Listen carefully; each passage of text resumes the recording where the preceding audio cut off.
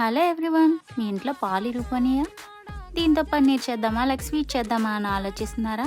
అయితే ఈసారి ఇలా ట్రై చేయండి. మీలా తెలిసిన వాళ్ళ కోసం కాదు, నాలా తెలియని వాళ్ళ కోసం ఈ టిప్. ముందుగా పొయ్యి వెలిగించి కడాయి పెట్టండి. దానిలో ఈ డ్రైన్ చేసిన మిశ్రమాన్ని వేయండి. కాసేపు బాగా ఫ్రై చేయండి, ఎక్సెస్ వాటర్ అంతా పోయేదాకా. తర్వాత తగినంత షుగర్ని యాడ్ చేయండి. చేసి ఇంకాసేపు ఫ్రై చేయండి. పాకం వచ్చిన తర్వాత కొద్దిగా ఇలాచీ పౌడర్ వేసి మన మెయిన్ ఇంగ్రీడియంట్ అయిన నెయ్యిని కావలసినంత వేసుకోండి. వేసిన తర్వాత బాగా కలుపుతూ ఉంటే ఆ నెయ్యిని వదులుతూ ఉంటుందన్నమాట. అప్పుడైతే మనం స్టవ్ ఆఫ్ చేసేసుకోవాలి.